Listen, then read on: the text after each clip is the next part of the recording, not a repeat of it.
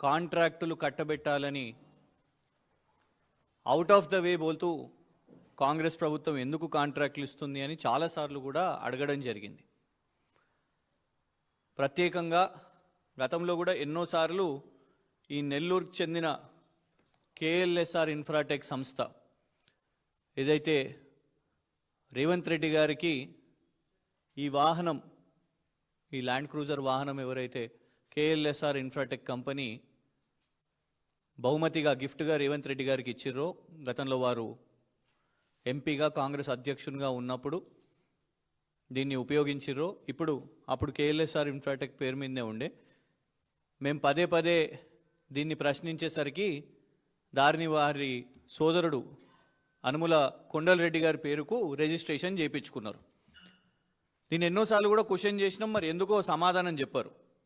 ఒకటి కాదు, రెండు కాదు, రాష్ట్రం ఇంకా 2 సంవత్సరాల పాలన కూడా పూర్తి కాలేదు. రేపో మాపో ఎప్పుడో సంబరాలు చేసుకోవడానికి కూడా ఆడిటోరియంలు వెతుక్కుంటున్నారు. కానీ 2 సంవత్సరాల పూర్తి కాకముందే ఎన్ని కాంట్రాక్టులు చూడండి. New college of veterinary science at Kodangal 145 కోట్ల కాంట్రాక్టు కేఎల్ఎస్ఆర్ ఇన్ఫ్రాటెక్కి. పరిగి నుంచి వికారాబాద్కు రోడ్లు వేయడానికి 185 కోట్లు ఇదే కేఎల్ఎస్ఆర్ ఇన్ఫ్రాటెక్కి. బషీరాబాద్ టు మైలావర్ రోడ్ వికారాబాద్ జిల్లాలో 116 కోట్ల కాంట్రాక్టు కేఎల్ఎస్ఆర్ ఇన్ఫ్రాటెక్కి. లిఫ్ట్ ఇరిగేషన్ స్కీమ్ పాలేరులో, సూర్యాపేటలో కేఎల్ఎస్ఆర్ ఇన్ఫ్రాటెక్కే 191 కోట్లు. Rajiv Gandhi lift irrigation scheme సూర్యాపేటలో 319 కోట్లు కేఎల్ఎస్ఆర్ ఇన్ఫ్రాటెక్కే. రిమైనింగ్ వర్క్స్ ఆఫ్ పైప్లైన్స్ హెచ్ఎండబ్ల్యూఎస్లో కేఎల్ఎస్ఆర్ ఇన్ఫ్రాటెక్కే 168 కోట్లు. ఇలా ఇన్ని కోట్ల కాంట్రాక్ట్లు. లేటెస్ట్ రేవంత్ రెడ్డి గారు పెట్ ప్రాజెక్ట్ ఆయన వెబ్సైట్లో పెట్టుకున్నాడు. కేఎల్ఎస్ఆర్ ఇన్ఫ్రాటెక్ వెబ్సైట్లోకి వెళ్ళి తీసుకున్న స్క్రీన్ షాట్ ఇది.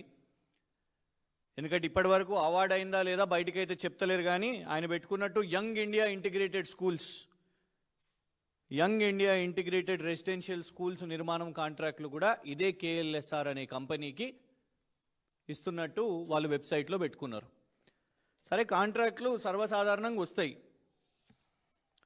ఇవి మేము సూర్యాపేట్కి, కోదాడికి, సంగారెడ్డికి రాసిన ఆర్టీఐ ప్రశ్నలు.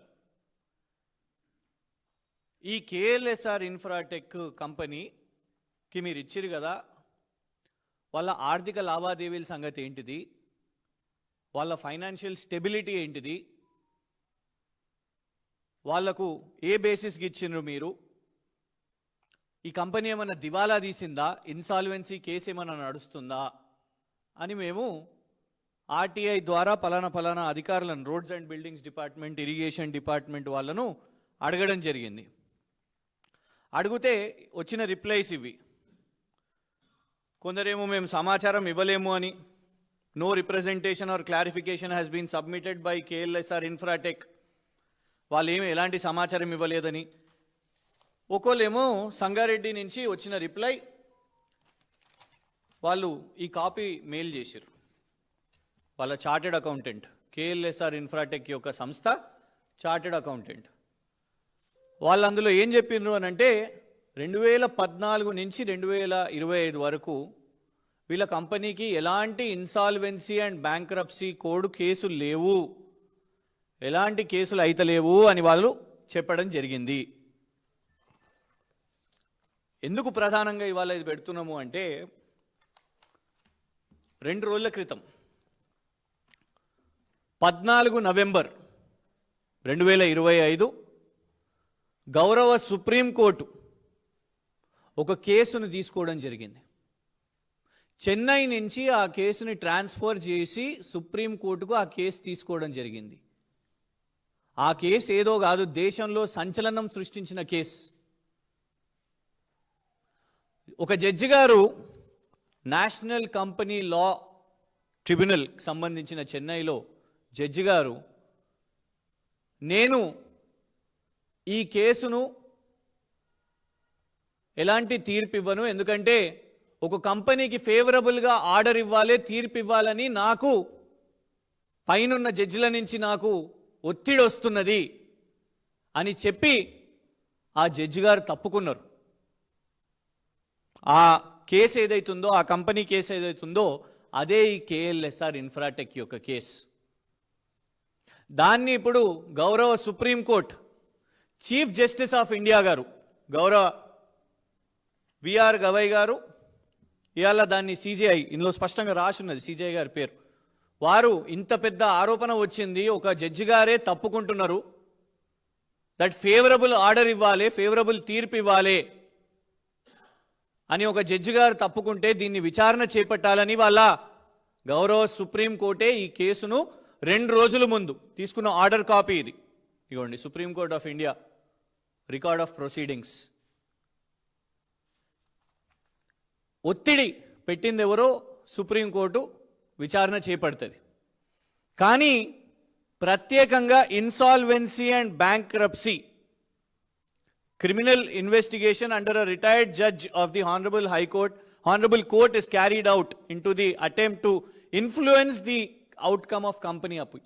అంటే ఇన్ఫ్లుయెన్స్ చేయడానికి ప్రయత్నం చేసిర్రు అనే తీవ్ర పదజాలం ఇందులో ఈ సుప్రీంకోర్టు, గౌరవ సుప్రీంకోర్టు చెప్పడం జరిగింది. దీని వెనుక ఎవరున్నారు?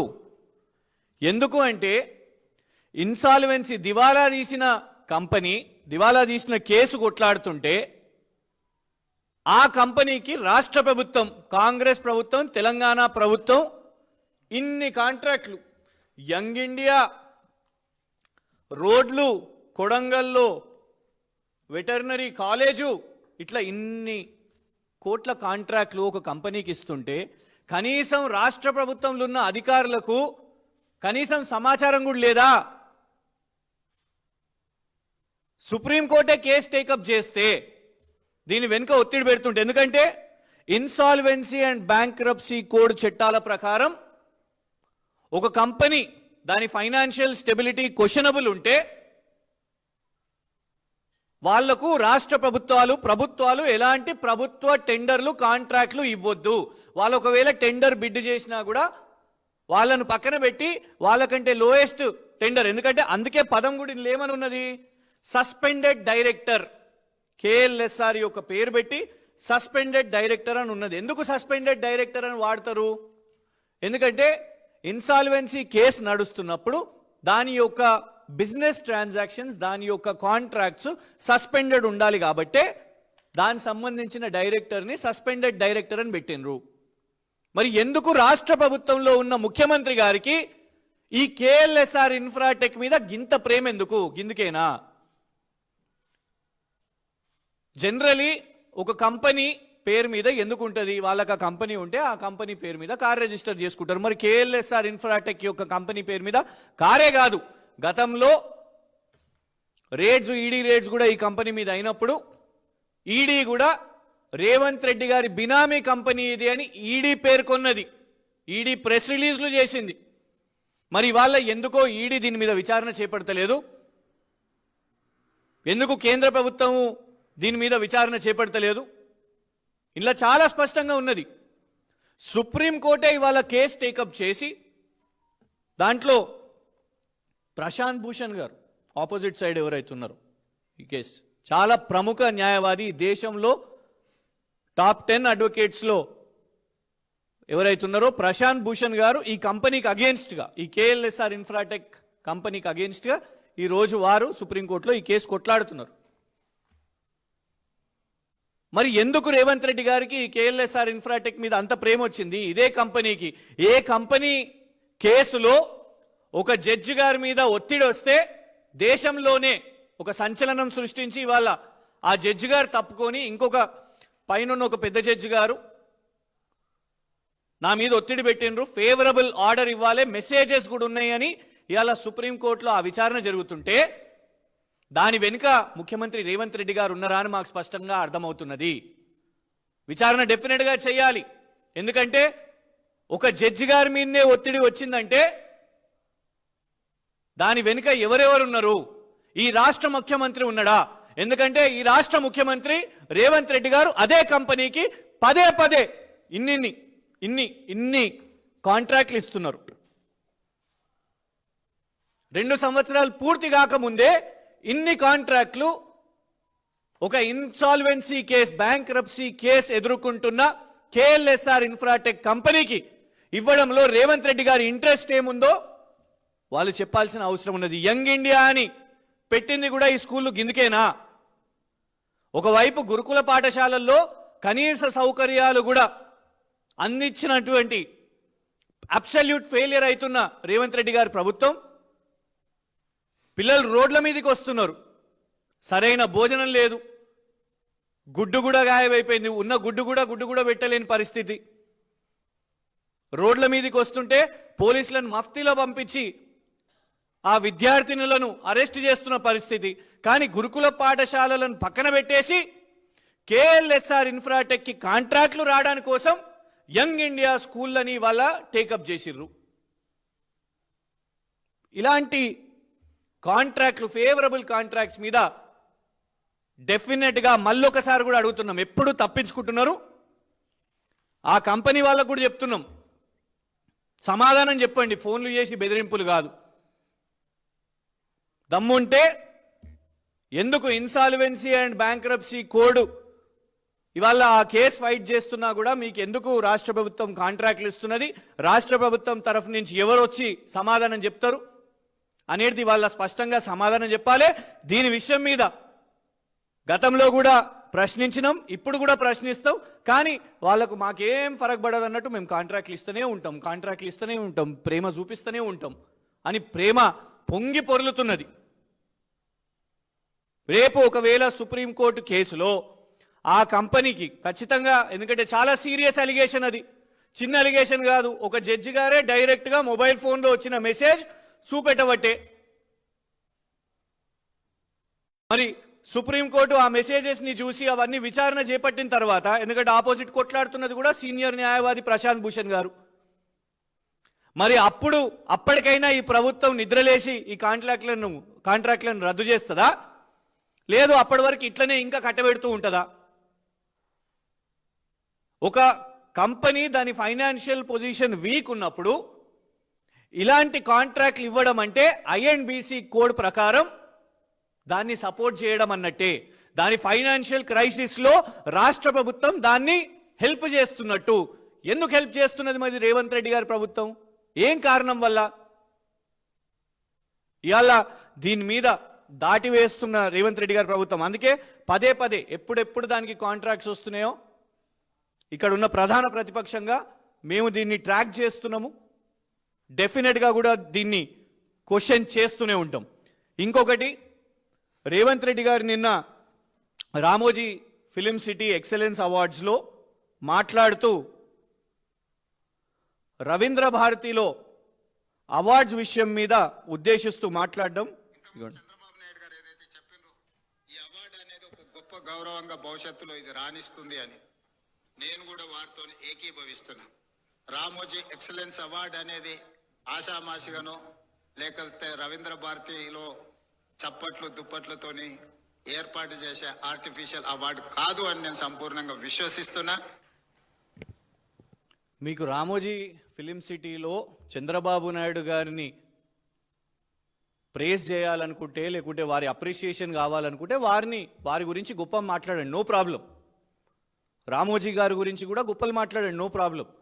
కానీ రవీంద్ర భారతిలో ఇచ్చే అవార్డ్స్ గురించి తప్పుగా మాట్లాడడం ఎంతవరకు కరెక్టు? మీ ఉపన్యాసాల్లో ఏ విధంగా అహంకారం వస్తుందో, మైకు పడితే చాలు ఏం మాట్లాడతారో అనేది ఉన్నది వాళ్ళ.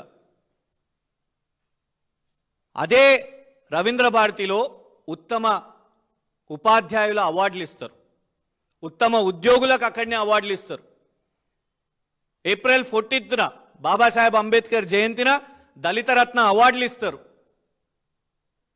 ఇలా ఎన్నో ఉగాది పురస్కారాలు, రకరకాల అవార్డ్స్ అదే రవీంద్ర భారతిలో ఇస్తారు. కాళోజీ నారాయణ గారి అవార్డు కూడా అక్కడనే ఇస్తారు, లిటరేచర్ అవార్డు కూడా అక్కడనే ఇస్తారు. ఇలా అవన్నీ అవార్డులను మీరు ఆర్టిఫిషియల్ అవార్డ్స్ అంటున్నారా? ఉత్తమ ఉపాధ్యాయులు, ఉత్తమ ఉద్యోగులు, సాహిత్య అవార్డులు వీటన్నిటిని మీరు చిన్న చూపు చూస్తూ అవి ఆర్టిఫిషియల్ అవార్డ్స్, కేవలం ఈ ఒక్క ఎక్సలెన్స్ అవార్డే చాలా గొప్ప అవార్డు అని మీరు మాట్లాడడం ఒక ముఖ్యమంత్రిగా ఇది కరెక్ట్ కాదు. దీన్ని తీవ్రంగా ఖండిస్తున్నాం. Thank you.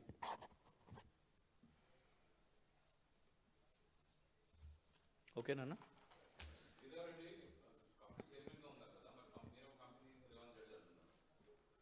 మేం కాదు అన్నది, ఈడీ అన్నది.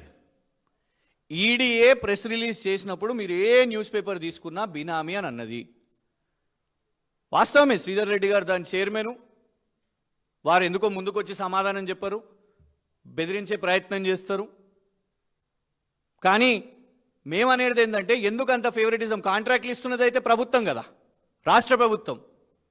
ఆయన అక్కడ కేసుని ఎదుర్కొంటున్నా మరి ఇక్కడ ఎందుకు కాంట్రాక్ట్లు వస్తున్నాయి? ఈ వాహనము ఇచ్చింది కేఎల్ఎస్ఆర్ ఇన్ఫ్రాటెక్ కాదా? ఏంది సంబంధం? బినామీ అనే పేరు పెట్టింది మేం కాదు, ఈడీ బినామీ అని పేరు పెట్టింది. అయితే గతంలో ఈడీ విచారణ చేసి ఎందుకు వదిలేసింది? ఇవాళ ఈడీ విచారణ టేకప్ చేయాలి. మేము ఆల్రెడీ కొన్ని కాంట్రాక్ట్ల విషయం మీద ఈడీ ఆఫీస్కి వెళ్ళి ఫిర్యాదు చేయడం జరిగింది. మరి దీని మీద భారతీయ జనతా పార్టీ నాయకులు ఎందుకో మాట్లాడరు? కేవలం ఎన్నికలు వచ్చినప్పుడు కమిషను, వీళ్ళది కమిషన్ ప్రభుత్వం, ఆర్ఆర్ఆర్ ట్యాక్స్ నడుస్తుంది, బెదిరిస్తున్నారు, డెకెన్ సిమెంట్స్ని బెదిరించిండ్రు. ఒకవైపేమో కొన్ని కంపెనీలను బెదిరిస్తారు, ఇంకోవైపేమో ఇలాంటి వాళ్ళ సొంత కంపెనీలకేమో కాంట్రాక్ట్ల మీద కాంట్రాక్ట్లు ఇస్తున్నారు. సో అందుకే ఏం సంబంధం ఉందో రేవంత్ రెడ్డి గారు చెప్పాలి దీని మీద.